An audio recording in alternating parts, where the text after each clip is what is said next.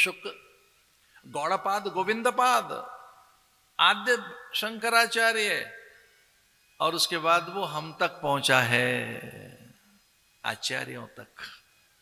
ये ज्ञान आया है वहां से, उपदेश वहां से चलकर आया है। इसमें अरुचि न हो, इसमें अमान्यता न हो।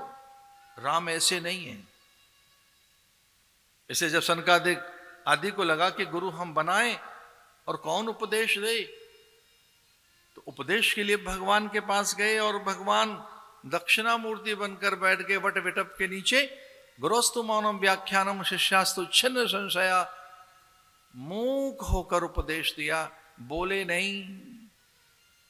सच्चा शिष्य वह है, सच्चा पुत्र वह है, सच्चा सेवक वो है जो उसके मन की बात जान ले। उनकी माने गुरु की, जो हमारे ज्येष्ठ हैं, श्रेष्ठ हैं, वरिष्ठ हैं, जिनके अनुगत हैं हम, जिनकी सेवा में हम, उन्हें कहना ना पड़े। उत्तम कोटि का शिष्य वही है, उत्तम कोटि का पुत्र वही है, वही संतानें उत्तम कोटि की हैं। बोले कहां भगवान? सतयुग का गुरु बोला नहीं है, ध्यान रखना। सतयुग में गुरु बोले नहीं है, मौन रहे। ये भी एक नई बात बता रहे थे आपको। सतयुग में गुरु बोले नहीं कभी, सतयुग में तो गुरु मौन रहे। मौन से ही उपदेश मिला है। दक्षिणामूर्ति मौन में रहे। सतयुग का गुरु बोला नहीं है, शिष्य ने प्रश्न नहीं किए मन से। गुरु जान गए क्या इनके प्रश्न है।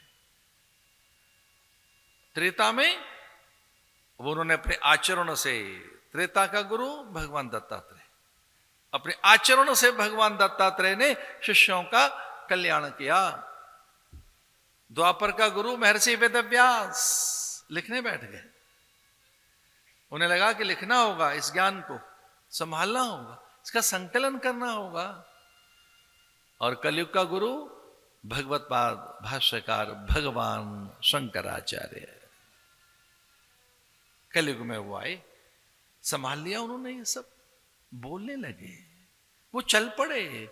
शंकरम शंकराचार्यम, शंकर मौन रहे दक्षिणामूर्ति के रूप में, दत्त में के रूप में उन्होंने अपने चरित्र से, और द्वापर में महर्षि वेदव्यास ने अपने ज्ञान से, लेकिन भगवत पाद ने वाणी के द्वारा भाष्य करते हुए, लिखते हुए, बोलते हुए, और फिर कहा कि मैं न भी मिलूं तो फिर मुझे आचार्यों में देखा जाए। अस्मदाचार्य पर्यंताम वंदे गुरु परंपरा। शरीरं सुरूपं सुमित्रं कलत्रं धनं मेरुतुल्यं वचश्चारुचित्रं गुरोरङ्घ्रियुग्मे मनश्चेन्न लग्नं ततः किं ततः किं ततः किं ततः किम्। अद्भुत श्लोक है। गुणान गुणवतौ देव देव कल्पस्य धीमतः। अरे क्या बात है, ब्रह्मा जी क्या बोल रहे हैं, अद्भुत। गुणान गुणवतौ देव देव कल्पत धीमतः प्रियानानंदनान कृतान प्रवक्षामोद्यतान शृणु।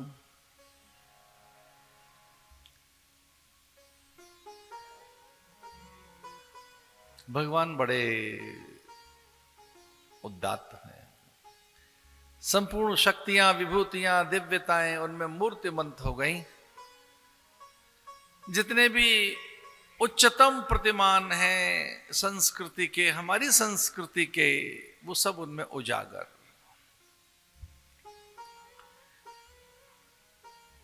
कात्यायन, वामदेव, जाबाल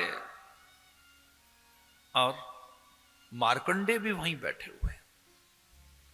ऐसे महापुरुष मार्कंडेय है। और अपने गुरुदेव वशिष्ठ के सामने शीश झुकाते उन्होंने कहा, हे गुरुवर, कुछ मन की बात कहनी।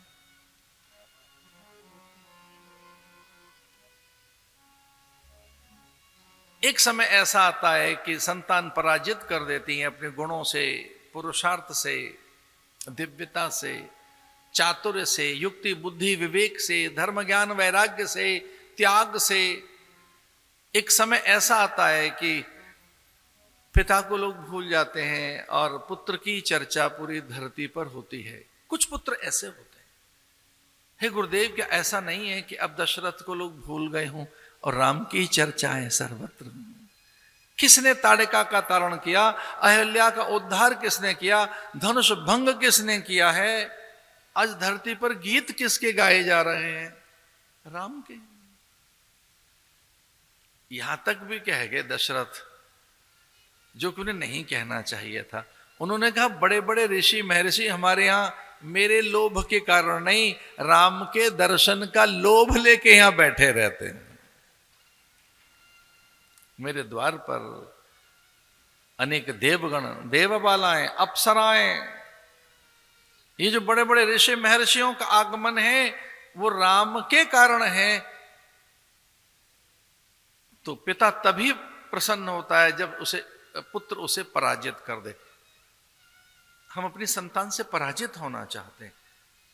हम चाहते हैं वो बड़े हों, वो जयी बने, उच्चस्थ हों, शिखरस्थ हों, शीर्षस्थ हों।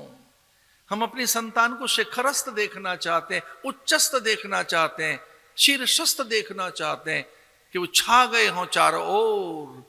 और अब वो समय आ गया है कि मेरा जीवन धन्य हो गया, मेरा होना धन्य हो गया, अब मुझे राम मिल गए।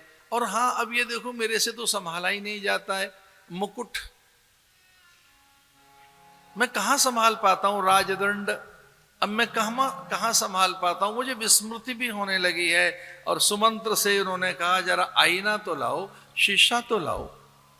सुमंत्र से शीशा मंगवाया और देखने लगे दर्पण में स्वयं को।